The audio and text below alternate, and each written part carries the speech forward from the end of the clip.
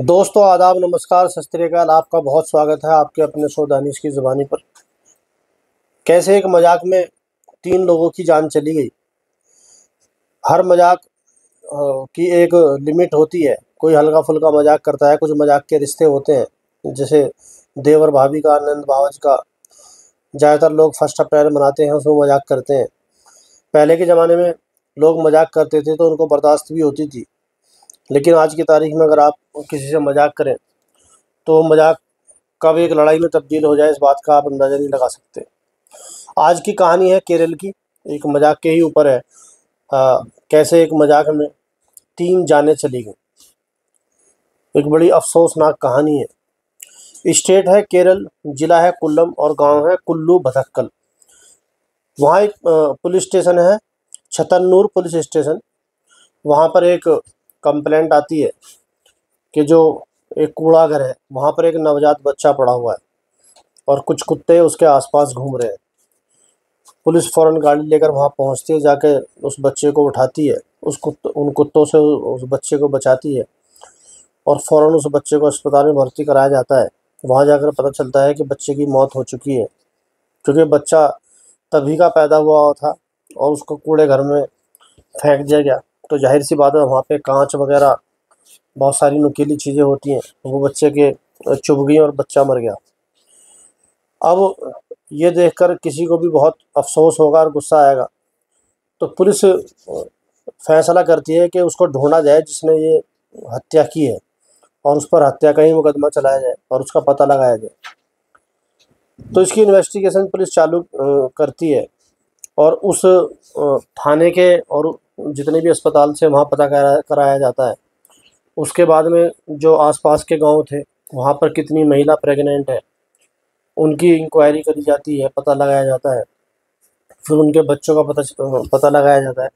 तो करीब 5 महीने तक ये इन्वेस्टिगेशन चलती रहती है, लेकिन पुलिस के हाथ खाली। पुलिस को ये पता नहीं चलता कि इसके माँ और बाप कौन है और किसने इस बच्चे को वहाँ पर फेंका है।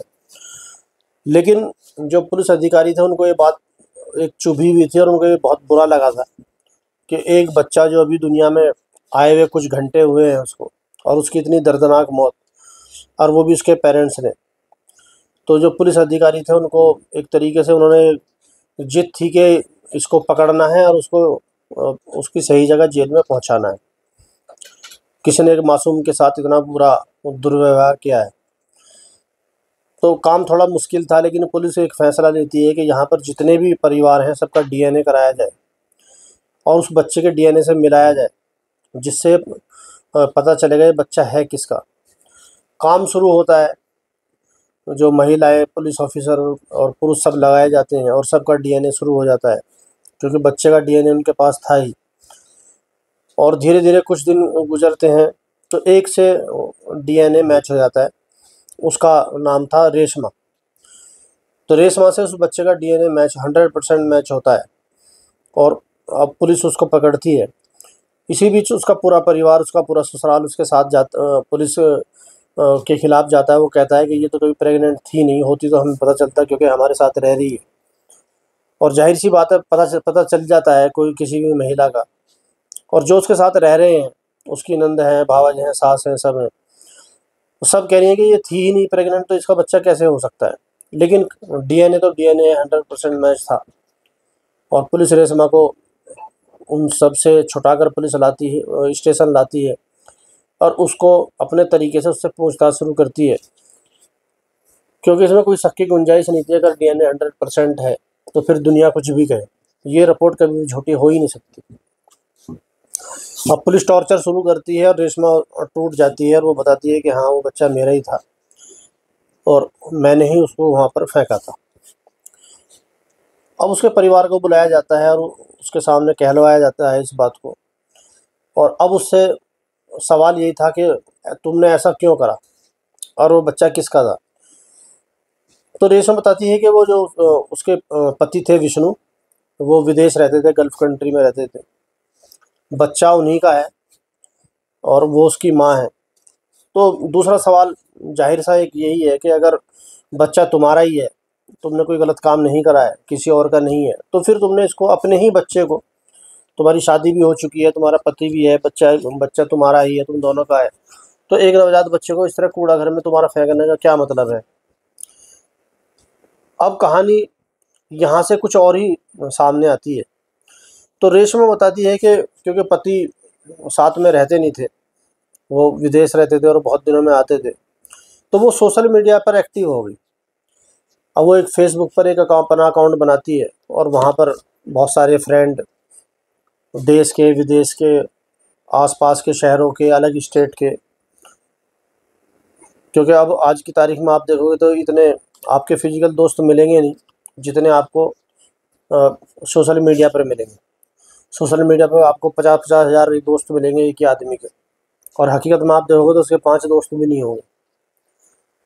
तो खैर ये सब रेशमा के साथ होता है। तो वहाँ पर एक उसके पास फ्रेंड रिक्वेस्ट आती है आनंदू नाम की। वो फ्रेंड रिक्वेस्ट को एक्सेप्ट करती है और उन दोनों की आपस में बातचीत शुरू हो जाती है। अब धीरे धीरे बात करते करते वो एक दूसरे के विचार उनसे मिलने लगते हैं और उनमें एक जुड़ाव, एक लगाव पैदा हो जाता है। और धीरे धीरे वो कब प्यार में तब्दील हो जाता है, इस बात का खुद रेशमा और आनंद को भी पता नहीं चलता। अब उनको मोहब्बत हो जाती है और वो लोग फैसला करते हैं कि अब हम विष्णु को छोड़ेंगे और आनंदू से और रेशमा आपस में शादी करेंगे और साथ कहीं रहेंगे। ये चीज़ वो फाइनल करते हैं और उनकी फेसबुक पर चैट चलती रहती है। कभी वो फ़ोन पे एक दूसरे से बात नहीं करी, ना ही उन्होंने कभी आपस में मुलाकात हुई। फेसबुक पर भी बात हो रही है तो चैट से, मतलब कोई भी ऐसी कॉल नहीं हो रही है फेसबुक पे भी। चैटिंग उनकी चल रही है, उसी पर उनके जो प्यार मोहब्बत उनका शुरू हो जाता है। अब इसी बीच एक दिन रेशमा व्हाट्सएप पर फेसबुक पर आनंदू को बोलती है कि वो प्रेग्नेंट है और उसको एक बच्चा होने वाला है, और कहीं ऐसा ना हो कि ये बच्चा हम दोनों की ज़िंदगी में रोड़ा बन जाए। अब इस बच्चे का क्या करना है, क्योंकि शादी तो हम दोनों को करनी ही है और विष्णु से मुझे डिवोर्स लेना है, लेकिन इस बच्चे का क्या करें। अब वो आनंदू उधर से लिखता है कि उस बच्चे को तुम कहीं फेंक दो या गिरा दो, उसको कहीं फेंक दो। अब ये चीज़ रेशमा उसकी बात को मान जाती है और उसके बाद वो बड़ी सावधानी बरतती है, अपनी ससुराल में लोगों को जो पता ना चले कि वो प्रेग्नेंट है, उसको छुपाती है, अपना बर्ताव बिल्कुल ऐसे ही रखती है कि जैसे वो नॉर्मल है। और फिर जब डिलीवरी का टाइम आता है तो चुपचाप किसी हॉस्पिटल जाती है और वहाँ पर जाकर डिलीवरी होती है और वहाँ से कुछ घंटों में डिस्चार्ज हो जाती है। और वो रास्ते में उस अस्पताल से बच्चे को लेकर निकलती है, लेकिन रास्ते में उस बच्चे को फेंक कर अपने घर आ जाती है। जो बच्चा, उस बच्चे को कोई देखता है और वो छतरनूर पुलिस स्टेशन में फ़ोन करता है, वहाँ पुलिस उसको उठा के ले जाती है, जहाँ पर वो उसको अस्पताल लेकर जाती है और डॉक्टर उसको मृत घोषित कर देते हैं।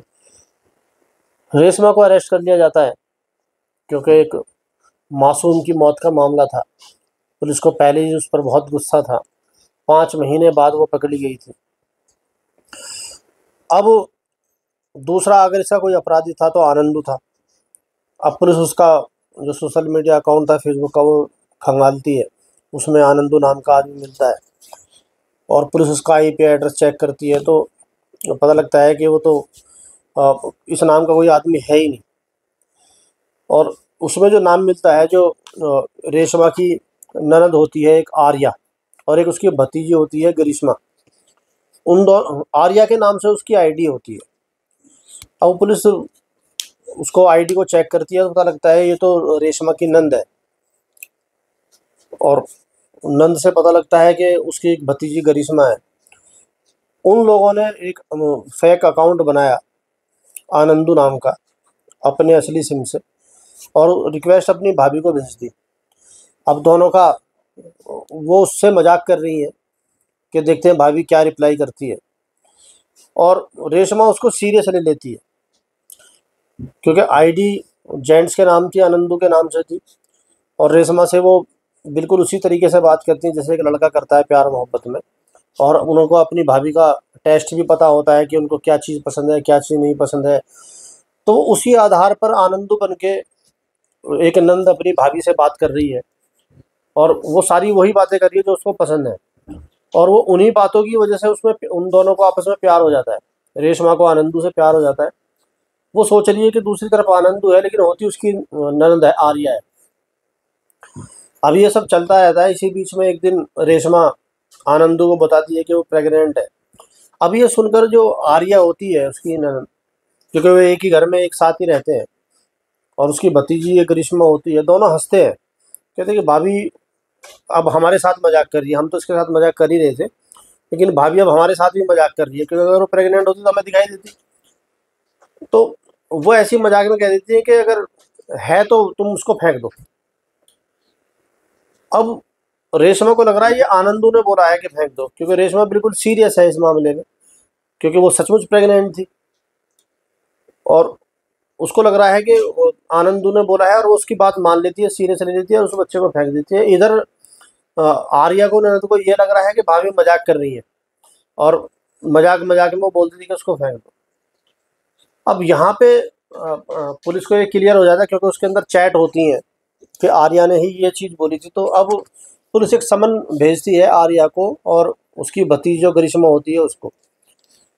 समन उन दोनों को मिलता है, उसमें लिखा होता है कल को तुम्हें पुलिस स्टेशन में, छतरनूर पुलिस स्टेशन में तुम्हें पेश होना। अब उसको समन को देखकर वे दोनों घबरा जाती है।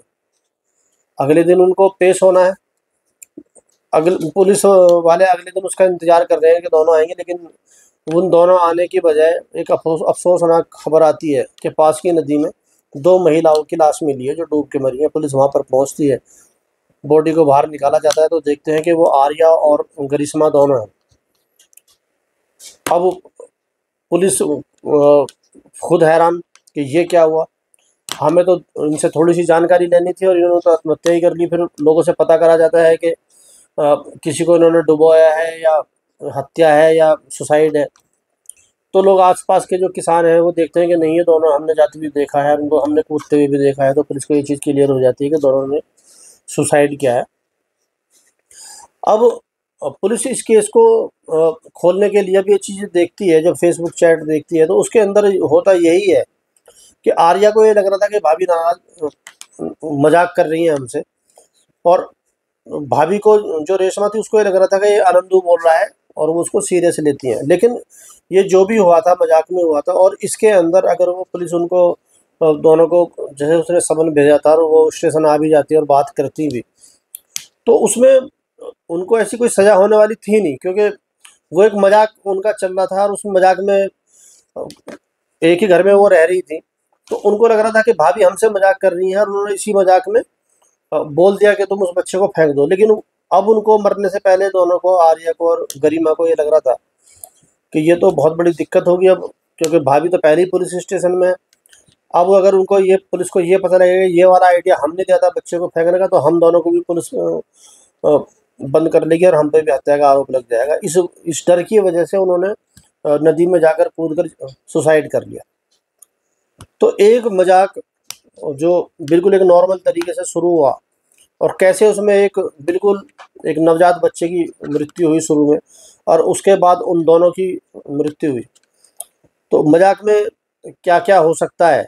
3 जानें जो बड़ी कीमती थी वो चली गई, और रेशमा खुद जेल में, और जो पति है उसकी वाइफ चली गई। मतलब एक तरीके से पूरा परिवार उजड़ गया। जो पति की बहन और भतीजी थी वो ख़त्म, उसका बच्चा ख़त्म, और वाइफ उसकी जेल में।